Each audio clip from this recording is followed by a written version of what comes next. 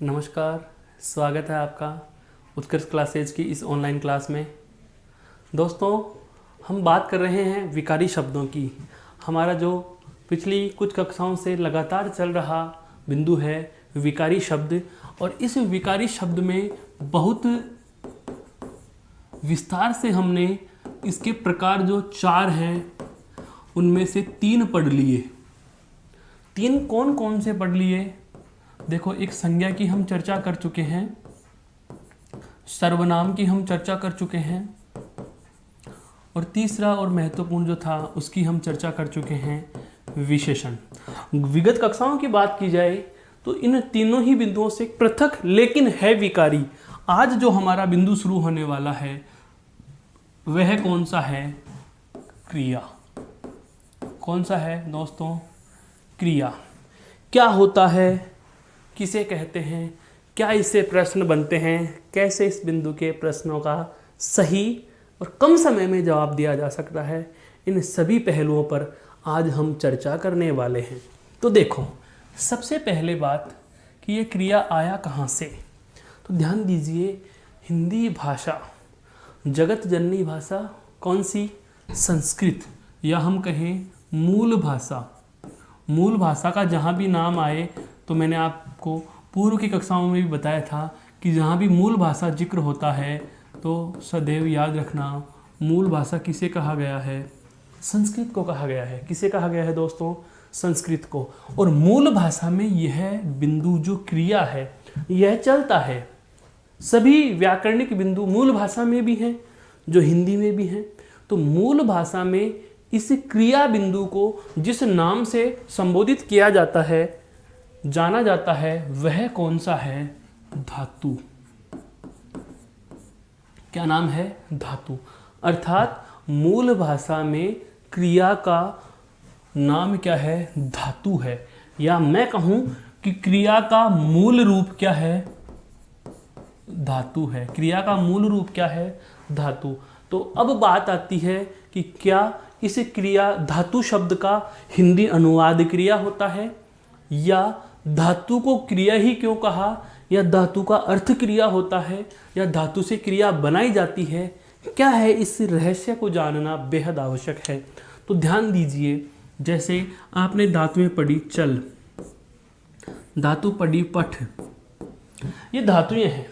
तो ध्यान रखना, संस्कृत की धातुओं में, संस्कृत के धातु रूप में ना अगर पीछे जोड़ रहे हैं तो किस रूप में जुड़ेगा?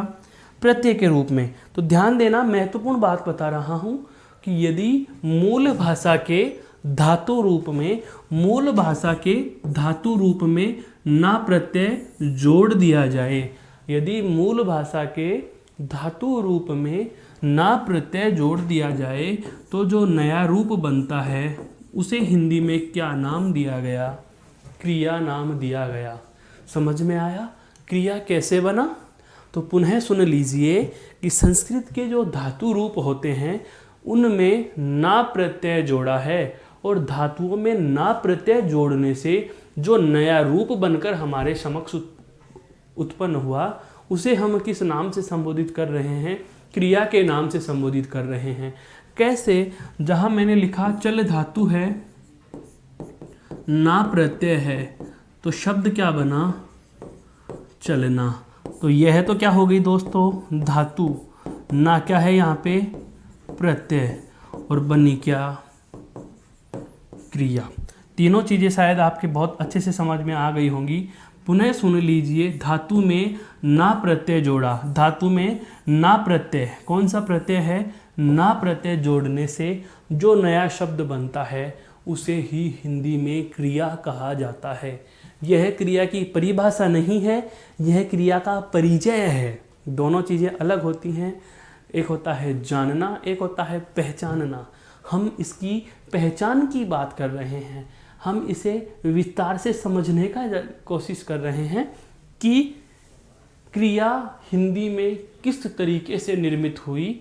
तो आप कहेंगे कि धातु रूप में ना प्रत्यय जोड़ने से जो नया शब्द बनता है हिंदी में उसे क्रिया नाम से जाना जाता है। धातु में ना प्रत्यय जोड़ने से बनने वाला रूप, आप चाहे तो इसको बेसिक से एक लाइन में नोट भी कर सकते हैं कि धातु रूप में ना प्रत्यय, धातु रूप में ना प्रत्यय जोड़ने से बनने वाला रूप हिंदी में क्या नाम से जाना जाता है? क्रिया के नाम से जाना जाता है। क्रिया के नाम से जाना जाता है। बहुत अच्छे से समझ लेना इस तथ्य को कि क्रिया कैसे बनती है। तो धातु रूप में ना प्रत्यय जोड़ने से बनने वाला रूप क्रिया के नाम से जाना जाता है। यह केवल इस क्रिया शब्द के बनने या हिंदी में क्रिया कैसे बनी उसका एक ब्यौरा था। अब हम बात करेंगे इसकी परिभाषा की, इसके प्रकारों की। पहले आप एक बार इसे और देख लीजिए। तो जो क्रिया है क्या कहलाती है, किसे कहा जाता है? तो दोस्तों क्रिया किसे कहते हैं इसके लिए हमें जानना है क्या कि यह एक शब्द है। क्या है भाई? शब्द। क्रिया शब्द होता है और कैसा शब्द होता है? विकारी शब्द होता है। कैसा शब्द होता है? विकारी शब्द होता है। और किस चीज का परिचायक होता है, अर्थात ये क्या बोध कराता है? तो हम कह देंगे कि जो क्रिया शब्द है यह हमें कार्य का होना या करना बताता है।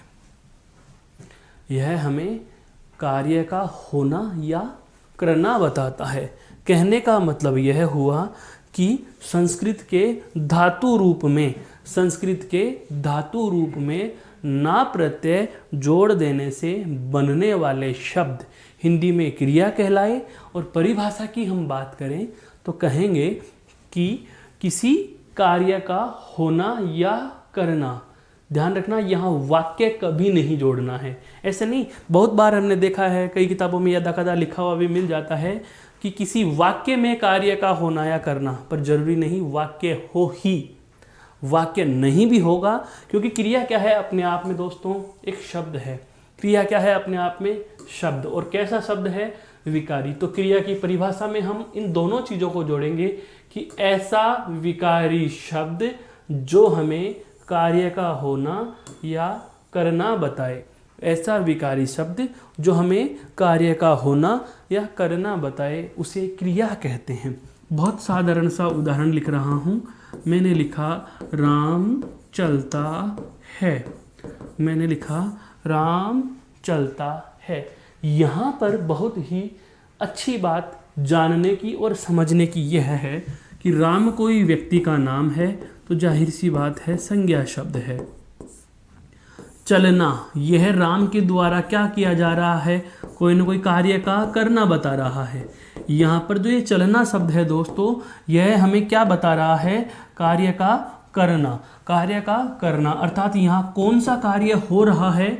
चलने का कार्य हो रहा है। तो चलना शब्द यहाँ पर क्या कहलाएगा? क्रिया कहलाएगा। क्या कहलाएगा? क्रिया। अब इसके हम मूल रूप की बात करें तो इसका मूल रूप क्या है? चल धातु है। क्या है दोस्तों? चल धातु। और चल धातु में हम अगर ना प्रत्यय जोड़ेंगे, अगर ना प्रत्यय जोड़ देंगे तो शब्द क्या बनेगा? चलना। तो मूल क्रिया कौन सी हो गई? चलना। और चलना से ही दूसरी जो क्रिया बनी हुई है वह कौन सी है आपकी? चलता है। यहाँ तक की बात आपके समझ में आ चुकी होगी। पुनः दोहरा देता हूँ, पूरी बात को बहुत ही आसानी से समझिए।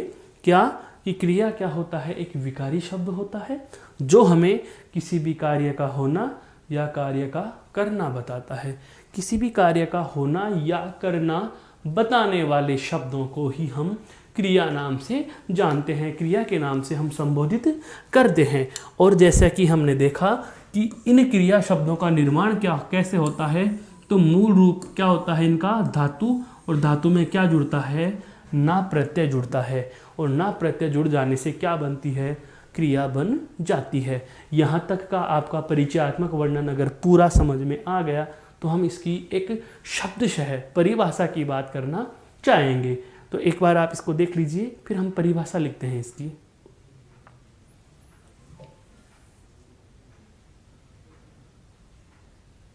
देखो इसकी परिभाषा क्या होती है।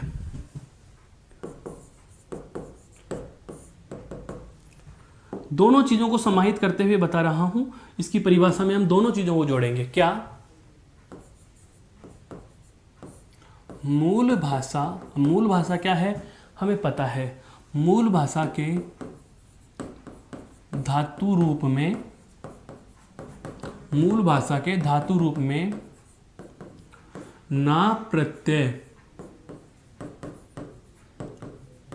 जोड़ने से बनने वाले शब्द क्रिया होते हैं। मूल भाषा के धातु रूप में ना प्रत्यय जोड़ने से बनने वाले शब्द क्या होते हैं? क्रिया होते हैं, जो हमें किसी कार्य का होना या करना बताते हैं। जो हमें किसी कार्य का होना या करना बताते हैं। पुनः सुन लीजिए, मूल भाषा के धातु रूप में ना प्रत्यय जोड़ने से बनने वाले शब्द क्रिया होते हैं, जो हमें किसी कार्य का होना या करना बताते हैं। यह महत्वपूर्ण चीज है इस परिभाषा की, सार रूप में बात की जाए तो। फिर आता है महत्वपूर्ण तथ्य, जहाँ से परीक्षाओं में प्रश्न पूछना आरंभ होता है, या जहाँ से हमें परीक्षा के दृष्टि से प्रश्नोत्तरी तैयार करने में बेहद जानकारी आवश्यक है। वह है क्या? क्रिया के प्रकार। क्रिया के प्रकार। अब सीधे ही प्रकार नहीं पूछता है कभी। यहाँ पर भी बहुत सारे विद्यार्थी गलती कर जाते हैं, बहुत सारे मेरे विद्वान दोस्त गलती कर बैठते हैं कि सर क्रिया के प्रकार कितने होते हैं। यह प्रश्न उनको लगता तो ऐसे है कि सही पूछ रहे हैं, पर दोस्तों मैं बता देना चाहूँगा कि यह प्रश्न आप गलत पूछ बैठे। क्रिया के प्रकार कैसे? क्रिया के प्रकार के लिए आपको आधार देना पड़ेगा। क्या देना पड़ेगा दोस्तों? आधार देना पड़ेगा। किस आधार पर? किस आधार पर? क्योंकि क्रिया के प्रकारों की हम बात करें तो क्रिया को बांटने के 3 बेस होते हैं। क्रिया को 3 प्रकारों से या 3 आधारों पर हम विभिन्न प्रकारों में बांटेंगे। क्रिया के अलग अलग आधार पर अलग अलग प्रकार होते हैं। जैसे हम बात करें क्रिया के कर्म के आधार पर हम बात करेंगे तो प्रकार आएंगे कितने? 2। कर्म के आधार पर क्रिया को हम कितने भागों में बांटेंगे? 2 भागों में बांटेंगे। और यदि प्रयोग व संरचना की बात की जाए तो प्रयोग और संरचना की बात की जाए तो मूल 6 और कुल 8 प्रकार हम पढ़ने वाले हैं। और यदि काल के आधार पर बात की जाए दोस्तों, तो काल के आधार पर क्रिया के प्रकार कितने होते हैं? 3। तो क्रिया के प्रकार से संबंधित जो प्रश्न पूछा जाता है वह किस तरीके का होगा, अब आपके इस सारणी से समझ में आ जाना चाहिए। हो सकता है आपको प्रश्न पूछ लिया जाए कि क्रिया के कर्म के आधार पर कितने प्रकार होंगे, तो सदैव जवाब क्या होगा? 2। यदि पूछा जाता है कि प्रयोग व संरचना के आधार पर कितने होंगे, ध्यान देना, प्रयोग व संरचना दोनों चीजें जोड़ रहा हूं। केवल प्रयोग पूछता तो आप यहां 6 लिख सकते थे। 8 संरचना होते ही हम 8 लिख देंगे, क्योंकि सजातीय और सहायक क्रिया जो प्रयोग और संरचना में है वो 8 में समाहित कर दी जाएंगी। मूल 6 होती हैं, कुल 8 होती हैं। दोनों की बातें करेंगे कि 6 कौन सी हैं और 8 कौन कौन सी हैं। सामान्य क्रिया है, संयुक्त क्रिया है, पूर्वकालिक क्रिया है, प्रेरणार्थक क्रिया है, कृदंत क्रिया है, नाम धातु क्रिया है, सहायक क्रिया है और सजातीय क्रिया है। तो इन हम 8 भागों को पढ़ेंगे। और कर्म के आधार पर जो 2 नाम हैं बहुत जाने पहचाने हैं दोस्तों, और दोनों नामों के मैं बता देता हूँ। एक नाम आपका आता है अकर्मक क्रिया, दूसरा नाम आता है सकर्मक क्रिया। और काल के आधार पर आपसे पूछे जाएं कि काल के आधार पर प्रकार कितने होंगे, तो काल के आधार पर कितने प्रकार बताने हैं? 3 बताने हैं। कितने बताने हैं?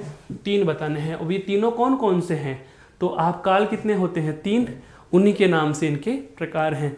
वर्तमान काल, वर्तमान कालिक, भूतकाल, भूतकालिक, भविष्यकाल, भविष्यकालिक। तो सबसे पहले हम क्रिया के प्रकारों का जो बेस था उनके आधार को हम जान चुके हैं। अब हम एक एक आधार पर जो विभिन्न प्रकार होते हैं उनका विस्तार से अध्ययन करने वाले हैं। तो एक बार इस परिभाषा वाली स्लाइड को भी आप थोड़ा गौर से देख लीजिए ताकि हम आगे बात करें।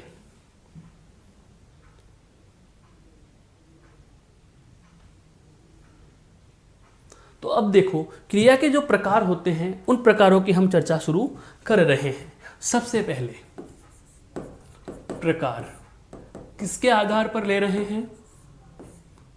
कर्म के आधार पर। किसके आधार पर दोस्तों? कर्म के आधार पर। और कर्म के आधार पर क्रिया के प्रकार कितने होंगे? 2। कर्म के आधार पर क्रिया के प्रकार कितने होते हैं? 2 होते हैं। कौन कौन से होते हैं इनकी बात करते हैं। तो क्रिया के कर्म के आधार पर जो 2 प्रकार होते हैं उसमें एक नाम है अकर्मक क्रिया और दूसरा नाम है सकर्मक क्रिया। क्रिया को कर्म के आधार पर 2 भागों में बांटा जाता है। क्रिया के कर्म के आधार पर 2 प्रकार होते हैं, एक अकर्मक क्रिया और दूसरा सकर्मक क्रिया। अब पहले बात करते हैं अकर्मक की, उसके बाद हम बात करेंगे सकर्मक की। तो दोनों को हम थोड़ा सा विस्तार देना चाहें तो ध्यान दीजिए, इस अकर्मक शब्द का यदि मैं शाब्दिक विच्छेद करूं, संधि विच्छेद नहीं, हम जान चुके हैं संधि क्या होती है, संधि विच्छेद नहीं, मैं शाब्दिक विच्छेद कर रहा हूं, अर्थात मैं शब्द का टुकड़ा कर रहा हूं। देखो, योग कर्म और आगे है कै। सकर्मक का यदि शाब्दिक विच्छेद पढ़ें तो हमें प्राप्त होता है स योग कर्म योग कै, अर्थात अकर्म कै और सकर्म कै। कर्म कै दोनों में लिखा हुआ है, जो कॉमन होती है वहां से जवाब प्राप्त नहीं होगा। यहां पर कर्म मूल शब्द के साथ इधर तो उपसर्ग क्या जुड़ा हुआ है? ए, और यहां उपसर्ग क्या जुड़ा हुआ है? से। दोस्तों, हम पूर्व की कक्षाओं में जान चुके थे, जब हमने सर्वनाम की चर्चा की थी, निश्चयवाचक और अनिश्चयवाचक हमने जब जाना था, उसी समय आपको मैं बता चुका था कि यदि अ उपसर्ग जुड़ा हुआ होता है तो अ उपसर्ग का प्रयोग नहीं के अर्थ में होता है। किसके अर्थ में होता है? नहीं के अर्थ में होता है। और स उपसर्ग का जो प्रयोग है वो साथ में, किसके अर्थ में आता है? साथ में या सहित के अर्थ में आता है। किसके अर्थ में आता है? सहित के अर्थ में आता है। अब और भी सरल हो गया। बिल्कुल, हम दोस्तों यहाँ हम केवल नाम और परिभाषा और उदाहरण वाली पढ़ाई नहीं पढ़ेंगे। हाँ, यहाँ हम एक तथ्य को जानेंगे कि वास्तव में यही नाम क्यों पड़ा, यही प्रकार क्यों बना, इसकी परिभाषा में जो शब्द बांधे गए हैं वो यही क्यों हैं, इन सब के हम कारणों की भी जानने की कोशिश कर रहे हैं। तो अकर्मक क्रिया अर्थात कर्म की अर्थात नहीं, ऐसी क्रिया जिसमें कर्म नहीं हो, ऐसी क्रिया जो कर्म साथ में रखती हो या कर्म सहित हो। कुछ समझ में आया? परिभाषाएं अलग होंगी, परिभाषाओं के शब्द अलग होंगे। परिभाषा भी मैं बताने वाला हूं कि शब्द से परिभाषा क्या होगी। केवल आपको इस बिंदु का भाव समझना है कि कर्म के आधार पर क्रिया के 2 प्रकार हैं, एक अकर्मक क्रिया और एक सकर्मक क्रिया। अब मैं पहले बात करूंगा किसकी? अकर्मक क्रिया की। किसकी बात करेंगे? अकर्मक क्रिया की।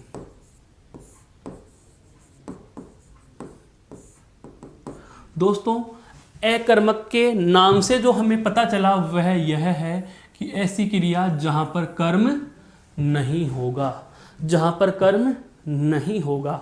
ऐसे समझ लीजिए, आपने अंग्रेजी में भी पढ़ा है कि सेंटेंस में जो होता है वो सब्जेक्ट वर्ब और ऑब्जेक्ट हम लिखा हुआ पाते हैं। हिंदी में इसी सूत्र को कहा जाता है कर्ता कर्म और क्रिया। कर्ता कर्म और क्रिया, यह जो त्रिशब्द सूत्र है यह एक वाक्य का प्रारूप होता है। यह क्या होता है? एक वाक्य का प्रारूप होता है, सब्जेक्ट वर्ब और ऑब्जेक्ट, अर्थात हम कहें कर्ता कर्म और क्रिया। अब अंग्रेजी से आपके समझ में आ गया, अब हम केवल हिंदी वाले वाक्य की ही बात करेंगे। तो कर्ता कर्म और क्रिया की बात करें तो ऐसा कोई भी वाक्य जहां पर कर्ता भी हो, कर्म भी हो और क्रिया भी हो। तो बताओ क्रिया के साथ में कर्म आया या नहीं आया? आया। और क्रिया के साथ में अर्थात सहित कर्म है, तो ऐसे वाक्य कौन सी क्रिया के वाक्य बनेंगे? सकर्मक क्रिया के। लेकिन हमें ऐसा वाक्य मिल जाता है जिसमें कर्म नहीं होता, जिसमें कर्म नहीं होता। थोड़ी देर के लिए मान लीजिए मैंने कर्म को हटा दिया और आपके वाक्य में सीधे ही आपको कर्ता के बाद में क्या मिल गई? क्रिया मिल गई। कर्ता के बाद में ही क्या मिल गई? क्रिया मिल गई। ऐसा वाला जो प्रारूप है, ऐसा वाला जो प्रारूप है कि जहां पर कर्ता और कर्ता के बाद में सीधी क्रिया है, अर्थात कर्म नहीं है, कर्म नहीं है, नहीं, तो नहीं कर्म अर्थात अकर्मक क्रिया होगी। केवल परिभाषा मैंने नहीं बोली है, बाकी भाव आप सारा समझ चुके होंगे, कहने की आवश्यकता ही नहीं। पुनः सुन लीजिए। मानो प्रतिज्ञा बोलते समय हम विद्यार्थियों के ऐसे लाइन बना दी जाती है, मुझसे आगे कोई और है, मुझसे आगे मोहन है, मोहन से आगे सोहन, सोहन के आगे कृष्ण, कृष्ण के आगे रमेश। हम सारे के सारे दोस्तों की आदत थी कि प्रतिज्ञा बोलते समय मैं मेरा हाथ सामने वाले विद्यार्थी के कंधे पर रखता था। मेरे कंधे पर मेरे से पीछे खड़ा व्यक्ति हाथ रख रखा है, मैंने मेरे से आगे वाले व्यक्ति पर हाथ रखा है। हाथ का मतलब मेरे हाथ का फल या प्रभाव मैंने सामने वाले पर रखा। ठीक उसी प्रकार से यहाँ पर इस त्रिशब्द सूत्र को बहुत अच्छे से समझना। सबसे पहले मैंने लिखा था कर्ता, कर्ता के बाद में क्या लिखा है? कर्म, और कर्म के बाद में क्या लिखी हुई है? क्रिया। क्रिया वाक्य में जहां भी होगी, क्रिया का सदैव प्रभाव जो होता है वह अपने से पूर्व के पद पर होता है। क्रिया का प्रभाव कहाँ होता है? अपने से पहले वाले पद पर होता है। एक जो अकर्मक क्रिया के वाक्य आएंगे उसमें आपको प्रारूप कैसे मिलेगा? कर्ता और कर्ता के बाद में क्या होगी? क्रिया। क्रिया की आदत क्या है? क्रिया का प्रभाव किस पर होता है? अपने से पूर्व पद पर, अपने से पूर्व शब्द पर। ध्यान दीजिए, यदि वाक्य की क्रिया अपना प्रभाव कर्ता पर डालती है, यदि वाक्य की क्रिया अपना फल या प्रभाव कर्ता पर डालती है। अब कर्ता पर क्यों डाली? क्योंकि यहां बीच में कर्म नहीं आया। कर्म बीच में ही क्यों आता है? यह वाक्य शुद्धि का नियम है कि वाक्य में कर्ता के बाद कर्म होगा, कर्म के बाद क्रिया होगी। कर्म को आप पहले नहीं लिख सकते, क्रिया को आप बाद में या कर्म के बाद में भी नहीं लिख सकते। इनके सबके स्थान फिक्स होते हैं। जो इनके वाक्य में पदों का क्रम होता है, किसी भी वाक्य में कौन कौन से पद कहाँ कहाँ लिखे जाएंगे, यह हम वाक्य शुद्धि में पढ़ेंगे। अभी हमें केवल इतना जान लेना है कि क्रिया अपना प्रभाव अपने से पहले वाले शब्द पर डालती है, अपने से पहले वाले शब्द पर डाल रही है। और ध्यान दे रहे हैं यहाँ पर कि क्रिया का प्रभाव यदि कर्ता पर पड़ता है, अर्थात वाक्य में कर्म प्रयुक्त नहीं होता, अर्थात वाक्य में कर्म प्रयुक्त नहीं। और जब वाक्य में कर्म प्रयुक्त नहीं होता तो ऐसी स्थिति को हम कौन सा क्या कहेंगे? अकर्मक क्रिया का वाक्य कह देंगे। अर्थात वह क्रिया क्या कहलाएगी? अकर्मक कहलाएगी। लेकिन यदि वाक्य की क्रिया अपना प्रभाव कर्म पर डालती हो, कर्म पर कब डालेगी? मैं अपना हाथ सोहन के कंधे पर कब रखूंगा? जब मेरे आगे सोहन होगा। सोहन नहीं है तो मोहन पे रखूंगा। सोहन नहीं है अकर्मक, और सोहन है अर्थात मेरे साथ में कर्म है। क्रिया के साथ में कर्म आ गया और साथ में या सहित कर्म हो तो उसे क्या कह देंगे दोस्तों? सकर्मक, क्योंकि यहाँ पर कर्म प्रयुक्त हुआ है, कर्म प्रयुक्त हुआ है दोस्तों, यहाँ पर कर्म प्रयुक्त हुआ है। तो जब वाक्य में प्रयुक्त क्रिया के साथ कर्म हो तो वहां पर क्रिया क्या हो जाएगी? सकर्मक। वहां पर क्रिया क्या हो जाएगी? सकर्मक। और यदि क्रिया के साथ में कर्म नहीं हो तो क्रिया क्या हो जाएगी? अकर्मक। शायद आप परिभाषा या इन शब्दों से संबंधित जो भाव था वह जान चुके हैं। अभी मैंने एक उदाहरण नहीं लिया है, उदाहरणों की चर्चा करते हैं तो सारा दूध का दूध और पानी हो ही जाना है। पर आप पहले ये बताइए अपने विश्वास के साथ कि हाँ, यह तथ्य समझ में आया। चलो ठीक है, बहुत अच्छी बात है दोस्तों। एक बार आप इस स्लाइड को देखिए ताकि हम नई स्थिति पे जाने, नए तरीके से इस बिंदु को समझने की कोशिश करें।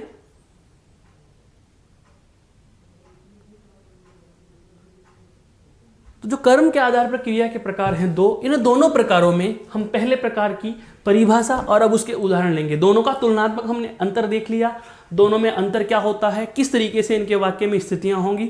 अब आते हैं एक एक की परिभाषा पर। तो सबसे पहले हम बात करेंगे किसकी, अकर्मक क्रिया की। सबसे पहले हम बात किसकी करेंगे, अकर्मक क्रिया की। अकर्मक क्रिया की बात करते हैं तो जरा ध्यान दीजिए दोस्तों। सबसे पहले मैं परिभाषा लिखना चाहूंगा कि यदि वाक्य में प्रयुक्त क्रिया, यदि वाक्य में प्रयुक्त क्रिया का प्रभाव या फल, पर्यायवाची भी पता चल रहे हैं साथ में, यदि वाक्य में प्रयुक्त क्रिया का प्रभाव या फल कर्ता पर पड़ता हो,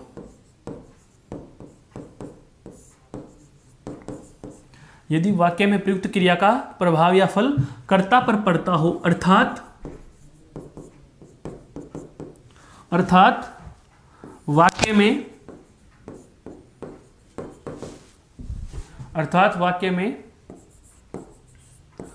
कर्म प्रयुक्त नहीं होता, अर्थात वाक्य में कर्म प्रयुक्त नहीं होता। बहुत अच्छे से जान लीजिए दोस्तों इसको, यह परिभाषा आपके लिए बेहद आवश्यक है समझना इस चीज को।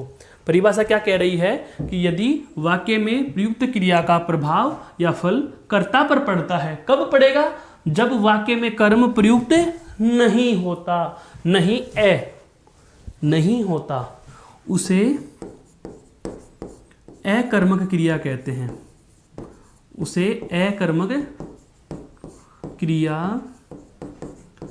कहते हैं, उसे अकर्मक क्रिया कहते हैं। यह तो एक सामान्य सी परिभाषा की बात है। अब एक उदाहरण से समझो। जैसे मैंने कहा राम सोता है, यह हम क्या ले रहे हैं, एक उदाहरण ले रहे हैं दोस्तों। क्या ले रहे हैं, उदाहरण ले रहे हैं कि जैसे राम सोता है, या और उदाहरणों की बात करें तो राधा चलती है, राधा चलती है। वाक्य में कर्ता क्या होता है, पहले ये जानिए। कर्ता खूब सुना है आपने, कर्ता कर्ता कर्ता। कर्ता मतलब कार्य करने वाला। कर्ता वह जो क्रिया कर रहा है, कर्ता वह जो कर्म कर रहा है, कार्य कर रहा है। यहां पर सोने का काम किसने किया दोस्तों, राम ने। तो राम तो क्या हो गया वाक्य का कर्ता, राम क्या हो गया वाक्य का कर्ता। और सोना क्या है, किया गया कार्य अर्थात क्रिया। कर्ता भी है और क्रिया भी है। बताओ इन दोनों के मध्य कर्म आया क्या, नहीं। राधा कौन है, कर्ता। राधा कौन है, कर्ता। और चलना क्या है उसकी क्रिया। तो बताओ इन दोनों के मध्य कर्म आया क्या, नहीं आया। तो इन दोनों ही वाक्यों में जो महत्वपूर्ण और कॉमन बात आई वह क्या है, दोनों ही वाक्यों में कर्म नहीं। और जब क्रिया के साथ कर्म प्रयुक्त नहीं होता, ऐसी स्थिति को हम नाम क्या देंगे, अकर्मक क्रिया नाम देंगे।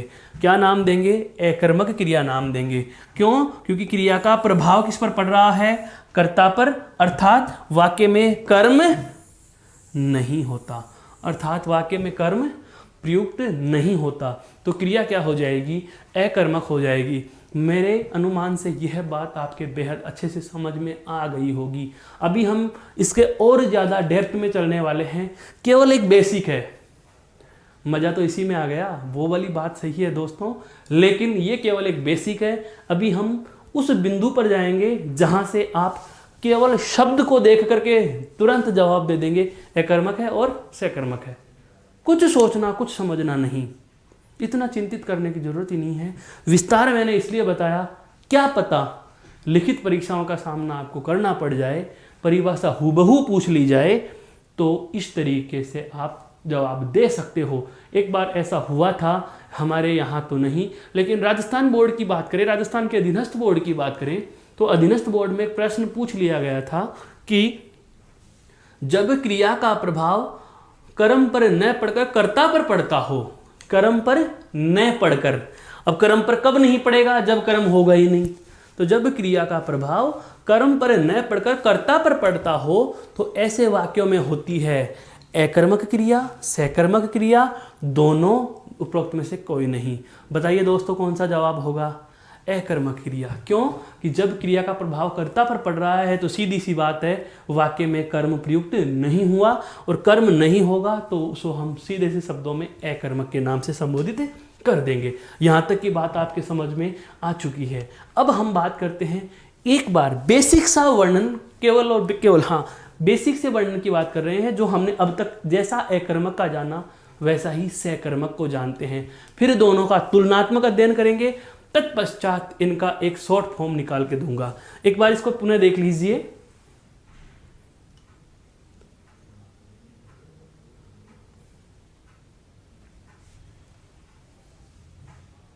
देखो दोस्तों, अब हम बात करते हैं सकर्मक क्रिया की। किसकी बात करेंगे? सकर्मक क्रिया की। सकर्मक क्रिया अर्थात जो क्रिया का कर्म के आधार पर दूसरा प्रकार है उसकी बात करने वाले हैं, अर्थात इसका ठीक विलोम भाग है वो। देखो क्या होता है सकर्मक। मैं यहां लिख रहा हूं सकर्मक। सकर्मक क्रिया क्या होगी? देखो जरा इसको।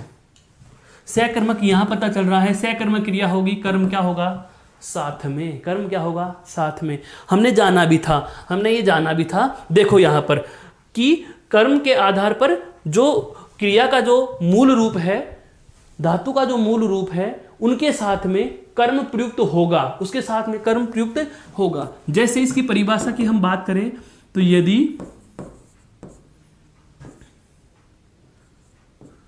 यदि प्रयुक्त क्रिया का प्रभाव, यदि प्रयुक्त क्रिया का प्रभाव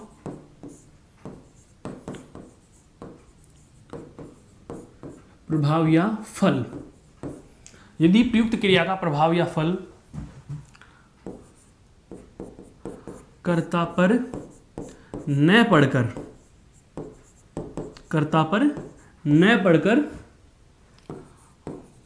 कर्म पर पड़ता हो,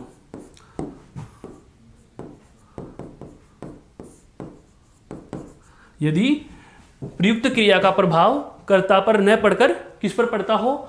कर्म पर पड़ता हो। अर्थात हम सरल शब्दों में क्या कह सकते हैं दोस्तों?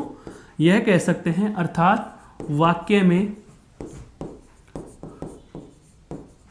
कर्म प्रयुक्त होता है, अर्थात वाक्य में कर्म प्रयुक्त होता है, उसे सकर्मक क्रिया कहते हैं। उसे सकर्मक क्रिया कहते हैं। अर्थात मेरे कहने का आशय यह हुआ, बहुत ध्यान से सुनो, थोड़ी देर के लिए, 2 मिनट के लिए पूरी बात समझ में आ जाएगी। अकर्मक क्रिया में हमने यह जाना था कि वाक्य में कर्ता और क्रिया तो होने ही होने हैं, लेकिन कर्म नहीं था।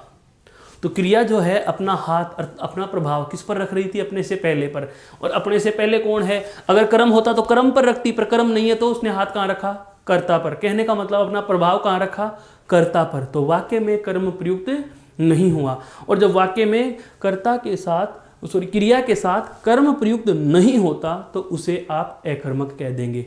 इसकी विपरीत स्थिति क्या आ गई कि यदि वाक्य में कर्म भी आएगा तो पहले तो आता है कर्म लिखा कहाँ जाएगा? तो कर्म जो होता है वो कर्ता के बाद और क्रिया के पहले लिखा जाता है, या मैं कहूँ कर्ता और क्रिया के मध्य लिखा जाता है। तो क्रिया से पहले हो गया, और क्रिया से पहले हो गया तो लाजमी है कि क्रिया का प्रभाव किस पर जाएगा?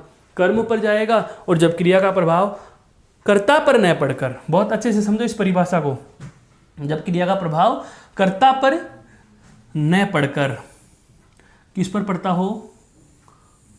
कर्म पर पड़ता हो, अर्थात वाक्य में कर्म भी प्रयुक्त होता है। अर्थात वाक्य में कर्म भी प्रयुक्त होता है। बस ये 2 ही चीजें ध्यान रखनी है।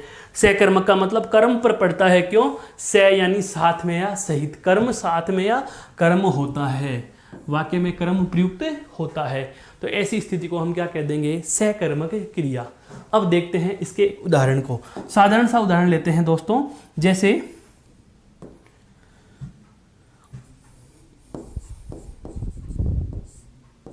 राम पुस्तक पढ़ता है। जैसे राम पुस्तक पढ़ता है। गीता अनार खाती है।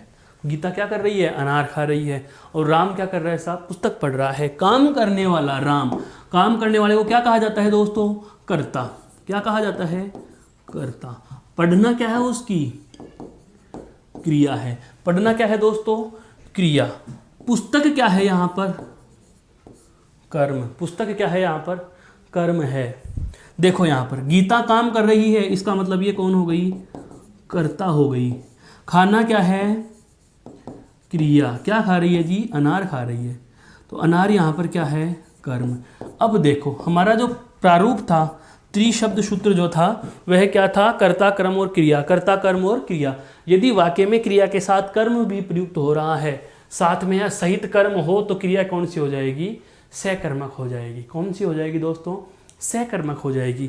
यह एक बेसिक से सेंस की बात है जो हमें दोनों के प्रकारों में परिभाषात्मक जो अंतर देखने को मिलता है, परिभाषा या नाम के अनुसार जो अंतर देखने को मिलता है, वह हम इस तरीके से भी समझ सकते हैं। मैंने आपको शब्दशः परिभाषाएं पूरी हूबहू जैसा कि हम नोट्सों में लिखेंगे, नोट्सों में आप लिख रहे हो, उस तरीके से उदाहरण और परिभाषा दोनों स्पष्ट बहुत अच्छे से कर दी। एक बार इसको देख लीजिए, फिर हम चलते हैं इनके तुलनात्मक अध्ययन पर, जहाँ से हमारे प्रश्न की प्रश्नोत्तरी शुरू होती है, जहाँ से हम हमारे परीक्षाओं के प्रश्नों को बहुत आसानी से और कम समय में अच्छा हल कर पाएंगे। देखो एक इसके बाद में हम देखते हैं।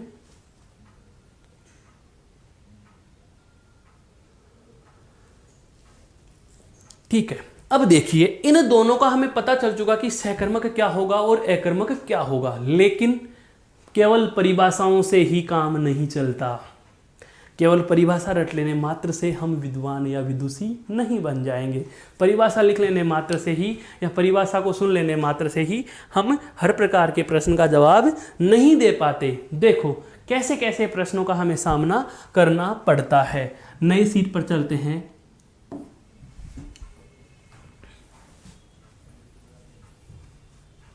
मैं एक उदाहरण लिख रहा हूं और इस उदाहरण से हमारे बिंदु को हम शुरू करेंगे। जैसे दोस्तों मैंने लिख दिया,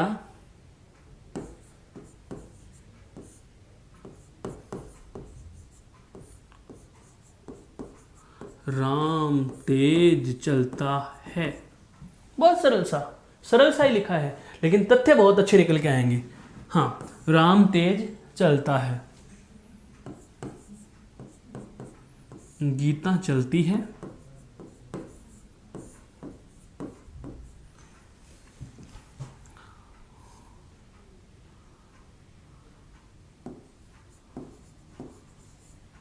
पक्षी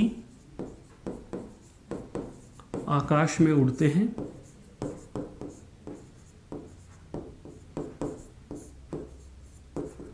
पक्षी आकाश में उड़ते हैं। और एक उदाहरण मैंने लिख दिया, पत्ता पेड़ से गिरता है, पत्ता पेड़ से गिरता है। ध्यान देना, सबसे पहले तो इस उदाहरण को पढ़ते आपके जहन में आ रहा है कि सर हमने पेड़ से पत्ता गिरता है पढ़ा है, पत्ता पेड़ से गिरता है नहीं पढ़ा। कोई दिक्कत नहीं है, अभी बताऊंगा क्या अशुद्धियां होती हैं, क्या चीज़ सही है। देखो दोस्तों, राम तेज चलता है,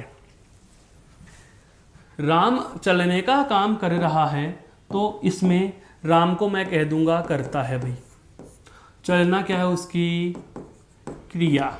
चलना क्या है दोस्तों? क्रिया है। यहाँ पर भी गीता करता है, तो चलना क्या है? उसकी क्रिया। चलना क्या है? उसकी क्रिया है। यहाँ पर देखो उड़ना क्या है? क्रिया। और उड़ने का काम कौन कर रहा है? पक्षी। तो ये क्या हो गए? करता। यहाँ पर गिरने का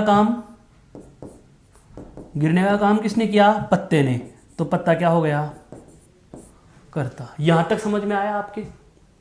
अब देखो, हमने पूर्व की सीट पे अभी देखो हमने जाना था क्या कि वाक्य में कर्ता और क्रिया के मध्य क्या लिखा जाता है? कर्म। वाक्य में कर्ता और क्रिया के मध्य क्या लिखा हुआ है? कर्म। वाक्य में कर्ता और क्रिया के मध्य क्या लिखा हुआ है? कर्म। तो क्या मैं ये कह सकता हूं कि यहां पर भी कर्ता और क्रिया के मध्य ये कर्म है? और अगर आप इसको ये कह दोगे कि हाँ बिल्कुल सही है, तो मैं कह दूंगा ये तो गलत हो गया। ये गलत क्यों हुआ? वजह क्या है? इस बात को ही हमें जानना है दोस्तों कि क्या वाक्य के बीच में लिखा हुआ, कर्ता और क्रिया के मध्य लिखा हुआ जो भी पद है वह कर्म है या नहीं है? कहां पर कर्म होगा, कहां पर कर्म नहीं होगा? पहले ये जानना सीखो, उसके बाद हम चलेंगे विशेष तथ्यों पर। ध्यान दीजिए, इस उदाहरण को देखो। राम पुस्तक पढ़ता है, इसको मैंने कर्म क्यों कहा? पहले तो ये जानो। हम दो ही शब्दों की बात कर रहे हैं। एक हमारे पास क्या है? कर्ता, और एक हमारे पास क्या है? कर्म। दोस्तों आपको यह तो पता है कि कर्ता और कर्म ये दोनों के दोनों क्या होते हैं? कारक होते हैं। क्या होते हैं? कारक होते हैं। अब थोड़ी देर के लिए आपको धैर्य के साथ सुनने की बेहद आवश्यकता है कि कारक कोई सा भी हो, 8 के 8 कारकों में कोई भी कारक हो, चाहे वो कर्ता हो, चाहे वो कर्म हो, चाहे वो करण हो, चाहे वो संप्रदान हो, चाहे अपादान हो, चाहे संबंध हो, अधिकरण या संबोधन, 8 में से कोई सा भी कारक हो, जो भी हमारा कारक होता है वह या तो संज्ञा शब्द होगा या फिर सर्वनाम शब्द होगा। यह बात आपने अंग्रेजी भाषा में बहुत बार सुन रखी है कि सेंटेंस का सब्जेक्ट और ऑब्जेक्ट, सेंटेंस का सब्जेक्ट और ऑब्जेक्ट, सेंटेंस का सब्जेक्ट और ऑब्जेक्ट या तो नाउन होता है या प्रोनाउन होता है। नाउन का मतलब संज्ञा और प्रोनाउन का मतलब क्या हो गया? सर्वनाम हो गया। अब इन दोनों स्थितियों में हम देखें तो संज्ञा और सर्वनाम दोनों के दोनों ही कौन से शब्द होते हैं? विकारी। और विकारी किसे कहा जाता है? पूर्व की कक्षाओं में हमने जान लिया था कि जिनका क्या परिवर्तित होता हो? लिंग, वचन, काल और कारक। कि जिनका लिंग, वचन, काल और कारक परिवर्तित होता हो उन्हें क्या कहा जाता है? विकारी कहा जाता है। पता लगाओ, देखो, राम व्यक्तिवाचक संज्ञा करता है, पुस्तक शब्द यहां पर क्या है? कर्म। पुस्तक कर्म कारक है। अगर यह वास्तव में कर्म है अर्थात संज्ञा या सर्वनाम होगा, और संज्ञा या सर्वनाम है या नहीं इसका पता लगा लेंगे, इसको बदल कर देख लेंगे। जैसे पुस्तक का लिंग परिवर्तन नहीं होता, लेकिन वचन बदल सकते हैं। पुस्तक का पुस्तकें, पुस्तक का क्या बना सकते हैं? पुस्तकें बना सकते हैं। पुस्तक का क्या बना सकते हैं? पुस्तकें। वचन बदल रहा है, तो लिंग या वचन के आधार पर इनमें बदलाव आ रहा है, तो बदलाव आ रहा है इसका मतलब विकारी है। अब एक बार आगे चलो, अब देखो इधर, यहां पर तेज शब्द बचा हुआ है। तेज शब्द को मैं बहुवचन में लिखूं तो क्या तेजों लिख सकता हूं? नहीं। लिखा जा सकता है क्या? यह नहीं हो सकता। अर्थात इसमें वचन या लिंग के आधार पर कोई बदलाव नहीं हो सकता। और जो भी विकारी शब्द होते हैं उनमें लिंग और वचन के आधार पर क्या होता है? बदलाव होता है, और बदलाव नहीं हो सकता। इसका मतलब यह है, कैसा शब्द है? अविकारी। कौन सा शब्द है? अविकारी शब्द है। और जो अविकारी शब्द है वो किस रूप में आ रहा है? यहाँ पर क्रिया विशेषण के रूप में आ रहा है, जिसकी चर्चा हम अगली कक्षाओं में करने वाले हैं। इसका मतलब यहाँ पर तेज शब्द किसकी विशेषता बता रहा है? चलना क्रिया की, कि राम चल तो रहा है लेकिन कैसे चल रहा है? तेज चल रहा है। तो यह कर्म नहीं, बल्कि यहाँ पर यह तेज शब्द क्या है दोस्तों? क्रिया विशेषण है। क्या है? क्रिया विशेषण है। कर्म तो नहीं आया ना, कर्म तो नहीं आया, तो कर्ता आ गया, क्रिया आ गई, कर्म नहीं आया, और कर्म नहीं है तो यहां भी क्रिया क्या कहलाएगी? अकर्मक। यह तो बेसिक सी चीज थी, समझ में आ चुकी होगी। आगे बढ़ो। पक्षी आकाश में उड़ते हैं, पक्षी आकाश में उड़ते हैं। अब यहां तो आप ये भी कह दोगे कि सर ये तो संज्ञा शब्द है, सर यह तो संज्ञा शब्द है। अब इसको बताओ, आप अकर्मक कहोगे या सकर्मक? तो मैं कहूंगा कि इसको अकर्मक कहूंगा। फिर आपके जहन में प्रश्न उठेगा कि सर अभी अभी आपने कहा कि जो संज्ञा शब्द है, जो संज्ञा शब्द है वे कर्म के रूप में प्रयुक्त होते हैं। बिल्कुल कर्म के रूप में प्रयुक्त होते हैं दोस्तों, लेकिन अब यहां पर देखने की बात यहां क्या है? में। और में कौन से कारक की विभक्ति होती है दोस्तों? अधिकरण कारक की विभक्ति होती है। कौन से कारक की विभक्ति होती है? अधिकरण कारक की। दोस्तों हिंदी के बहुत सारे विद्वान और विदुषी मेरे बहनों ने, मेरे भाइयों ने इसको इतना सरल और पेचीदा, दोनों कहूंगा, सरल तो ऐसे बना दिया कि कुछ नहीं होता, पेचीदा इसलिए बना दिया कि सारे टॉपिकों को बांट बांट कर पढ़ाने लग गए। सारे टॉपिक जोड़ के पढ़ने हैं, एक दूसरे से सारे टॉपिकों में अंतर संबंध, सभी प्रकरणों में सभी बिंदुओं में अंतर संबंध पाया जाता है। वो भी चीज बता रहा हूं कि यहाँ पर अधिकरण कारक की विभक्ति लिखी हुई है। और कारकों में ध्यान रखना, 1 से 8 जो कारक होते हैं उसमें पहले से 7वें कारक तक, अर्थात कर्ता से लेकर के अधिकरण तक एक बेहद ही कॉमन बात है कि जहां कहीं भी कारक की क्या लिखी होगी, विभक्ति लिखी होगी। बहुत अच्छे से सुनना इन चीजों को, ये ऐसे तथ्य हैं जो किसी पुस्तक में नहीं मिलेंगे आपको। जहां कहीं भी कारक की विभक्ति लिखी हुई होगी, उस विभक्ति से ठीक पहला शब्द संबंधित विभक्ति का क्या होगा, कारक होगा। संबंधित का क्या होगा, कारक होगा। कहने का मतलब यह हुआ कि वाक्य में जहां कहीं भी हमें कारक की विभक्ति लिखी हुई मिलती है, उसके ठीक पहले शब्द जो होता है वो उसी विभक्ति का कारक होता है। और एक वाक्य में एक से अधिक कारक हो सकते हैं, पर एक स्थान पर 2 कारक कदापि नहीं होंगे। यह बात आपके समझ में आ चुकी होगी। सुनिए, देखो यहां लिखा हुआ है मैं, और मैं कौन से कारक की विभक्ति है दोस्तों, मैं है अधिकरण कारक की विभक्ति। कौन से कारक की विभक्ति है, अधिकरण कारक की विभक्ति है। तो जाहिर सी बात है आकाश शब्द संबंधित विभक्ति का कारक होगा, तो इस मैं के अनुसार यहां पर आकाश क्या होगा, अधिकरण होगा। क्या होगा, अधिकरण होगा। और यदि आकाश अधिकरण है तो अधिकरण का मतलब कारक हो गया। एक वाक्य में एक से ज्यादा कारक हो सकते हैं, पर एक ही शब्द में 2 कारक नहीं होंगे। आपने इसको अधिकरण मान लिया, कर्म नहीं मान सकते। समझ में आया दोस्तों? अर्थात यहां कर्ता है, यहां अधिकरण है और यहां क्रिया है। यहां भी हमें वाक्य में कर्म नहीं मिला, अर्थात ये क्रिया भी कौन सी हो गई, अकर्मक हो गई। कौन सी हो गई, अकर्मक हो गई। आपको दोस्तों 2 सेकेंड का समय है, इसको बहुत गौर से एक बार पुनः देख लीजिए, फिर हम अगले उदाहरण पर चलेंगे।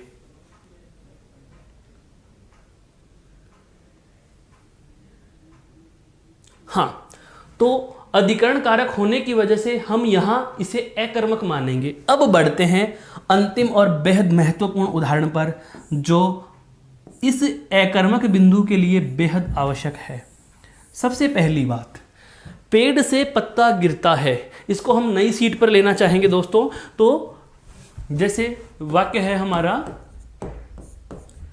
पेड़ से पत्ता गिरता है, और मैंने जो लिखा वह है पत्ता पेड़ से गिरता है।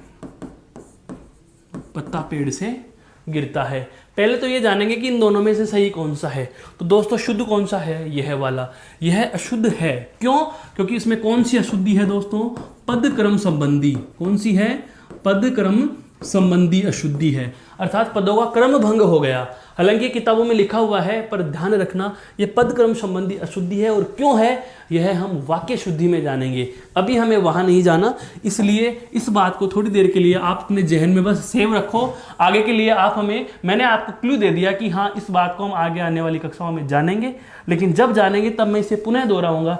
अभी हम क्रिया के संदर्भ से बात कर रहे हैं, तो जो सही उदाहरण है हम उसी की चर्चा करते हैं। देखो, पत्ता पेड़ से गिरता है। गिरना क्या है दोस्तों, क्रिया। गिरना क्या है, क्रिया। और काम करने वाला कौन होता है भाई, कर्ता। काम करने वाला कौन होगा, कर्ता। इसका मतलब यह हुआ कि इस वाक्य में कर्ता और क्रिया तो आ गई। अब आ गया बीच में शब्द, ये संज्ञा शब्द भी है। और संज्ञा शब्द है तो इसका मतलब कर्म हो सकता है, बिल्कुल हो सकता है कर्म। अब कर्म है या नहीं है, इस बात का हमें परीक्षण करना होगा दोस्तों। तो ध्यान दीजिए, यहां पर भी एक हमें कारक की विभक्ति लिखी हुई मिल रही है। और कारक की विभक्ति कौन सी, से कौन से कारक की विभक्ति होती है, एक तो होती है कर्ण और एक होती है अपादान। अब यहां पर कर्ण कारक है या अपादान है, वो चीज तो बाद में जानेंगे। पहले ये जान लीजिए कि इन दोनों में अंतर कैसे करें। कारक 2 विभक्ति 1। तो ध्यान दीजिए, कर्ण कारक की विभक्ति के रूप में यदि से का प्रयोग हो रहा है, तो जाहिर सी बात है से किसका अर्थ देगा, माध्यम या साधन का अर्थ देगा। किसका अर्थ देगा, माध्यम या साधन का अर्थ देगा। तो उस स्थिति में तो आप क्या कह दोगे, कर्ण कारक कह दोगे। लेकिन यदि ध्यान दीजिए अपादान के रूप में से होगा, अपादान के रूप में से होगा तो ध्यान देना वाक्य में भाव किसका रहेगा, अलग करने का भाव रहेगा या तुलना करने का भाव रहेगा। तो जब से का प्रयोग अलग करने या तुलना करने के संदर्भ से होता है तो कारक कौन सा ले लेंगे, अपादान ले लेंगे। और यदि से का प्रयोग माध्यम या साधन के अर्थ में होता है तो वहां कारक कौन सा ले लेंगे, कर्ण ले लेंगे। अब यहां से लिखा हुआ मिल रहा है, अब पेड़ से गिरता है, पत्ता पेड़ से गिरता है तो अलग हो रहा है, और अलग होने के अर्थ में से का प्रयोग हो रहा है तो यहाँ कौन सा कारक हो गया, अपादान कारक हो गया दोस्तों। कौन सा हो गया, अपादान। और अपादान का नाम सुनते ही फिर आपके जहन में एक बात आ जाएगी, वही जो हमने अभी अभी दोहराई है। क्या, इस स्लाइड को गौर से देखो। मैंने कहा था एक वाक्य में एक से अधिक कारक हो सकते हैं पर एक स्थान पर कभी दो नहीं होंगे। वही बात हमारी यहां भी आ रही है कि एक वाक्य में कर्ता और अपादान कारक दो हो गए लेकिन एक शब्द में दो नहीं हो सकते।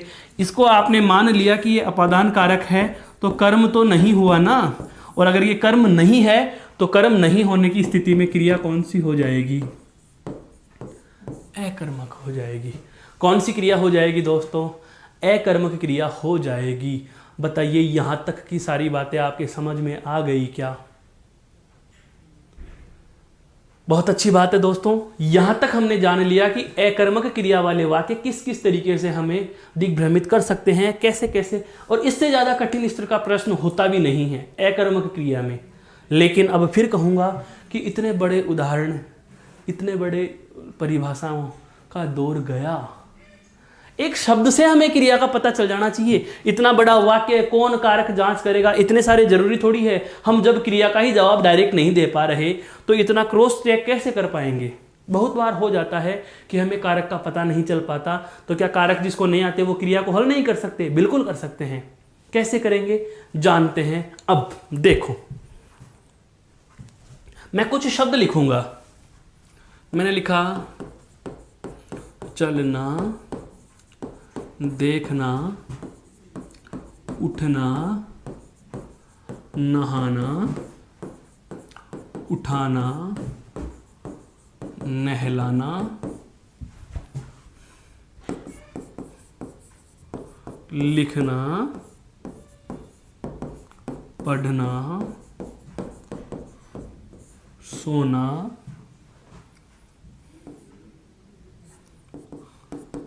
संवारना,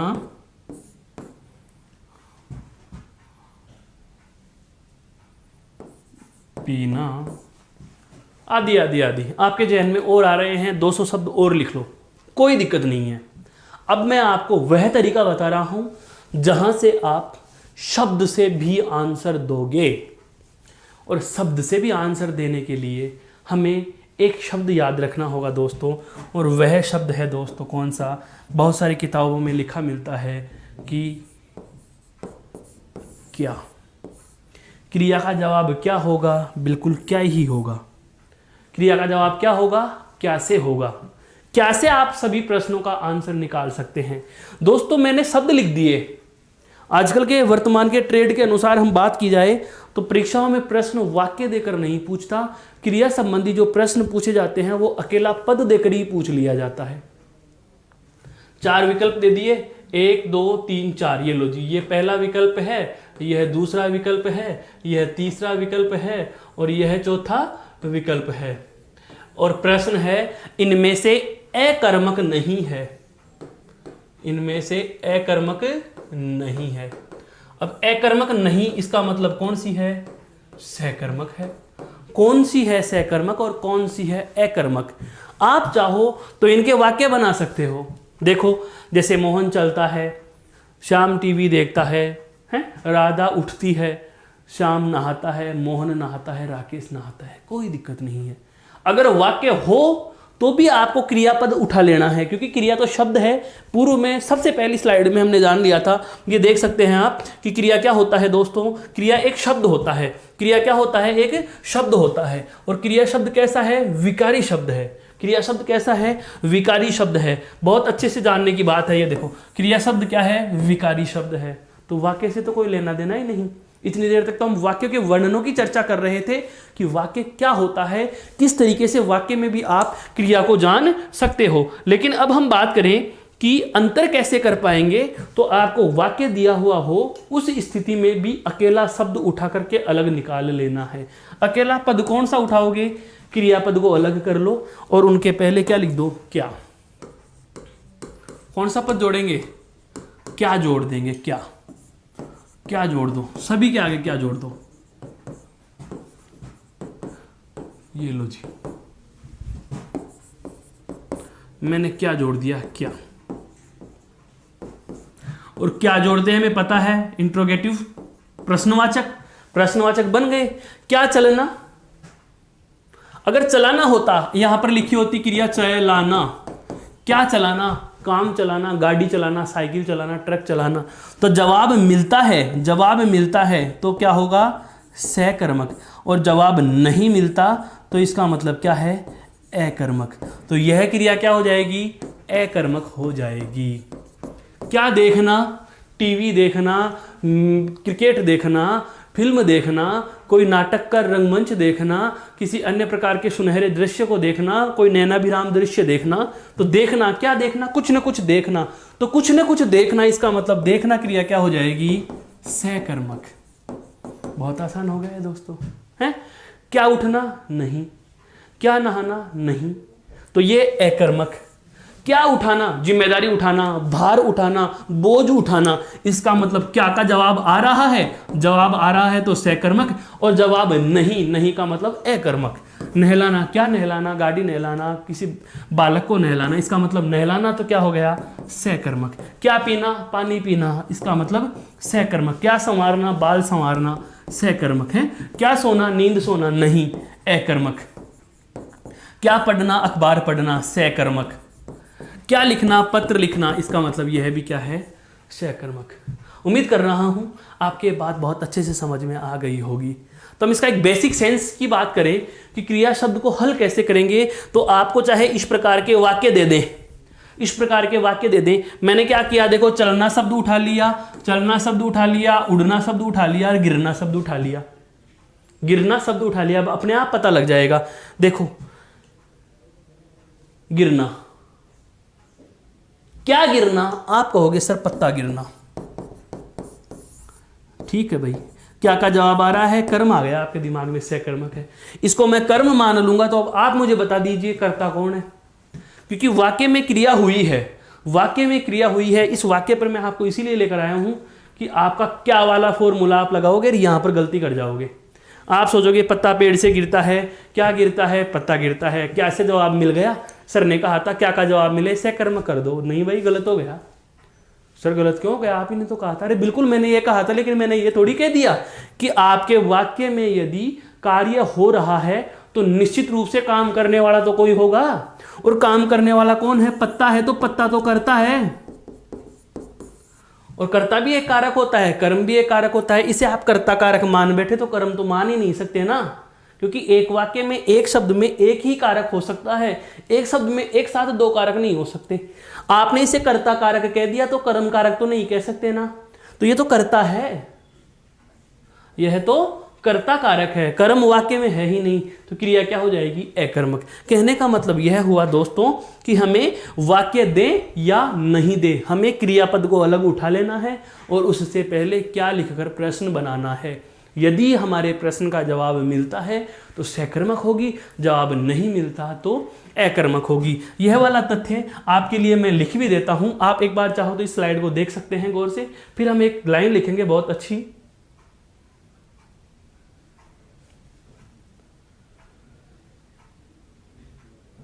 अब देखो एक बहुत अच्छी बात लिखने जा रहे हैं, और वह क्या है, मुख्य तथ्य। और मुख्य तथ्य क्या है दोस्तों, यह देखना आप,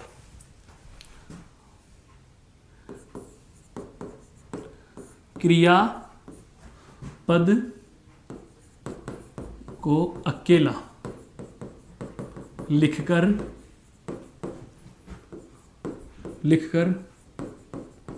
उससे पहले क्या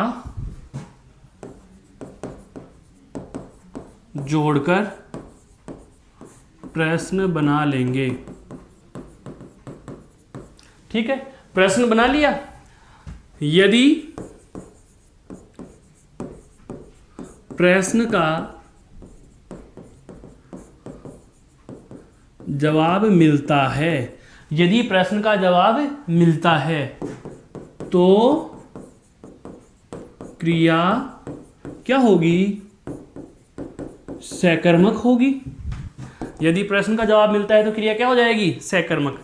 यदि प्रश्न का जवाब नहीं मिलता, यदि प्रश्न का जवाब नहीं मिलता तो क्रिया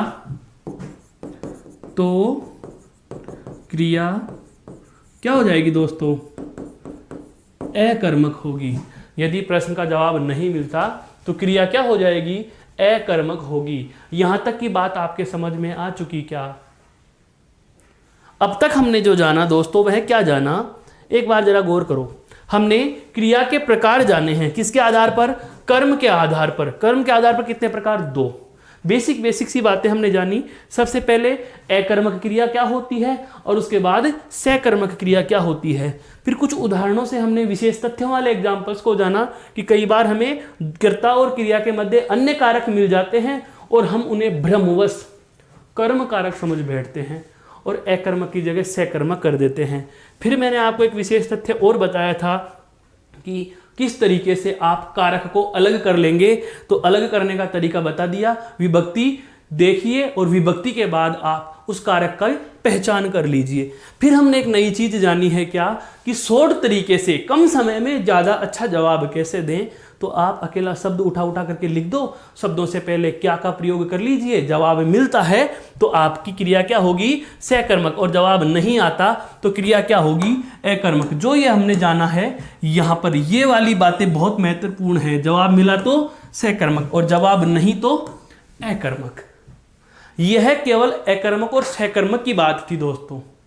अब हम अगली कक्षा में जो चर्चा करेंगे वो इस सकर्मक के भी प्रकार होते हैं, अकर्मक के नहीं, केवल सकर्मक के जो प्रकार होते हैं उन पर प्रकाश डालेंगे और उसके बाद क्रिया के शेष रहे प्रकारों पर चर्चा करेंगे। आप इसको एक बार पुनः देखेंगे और अपनी जो भी समस्या है वो कमेंट बॉक्स में टाइप करके भेज देंगे, जिसका समाधान हम आपको समय पर उपलब्ध करवा देंगे। धन्यवाद, आपका दिन शुभ हो।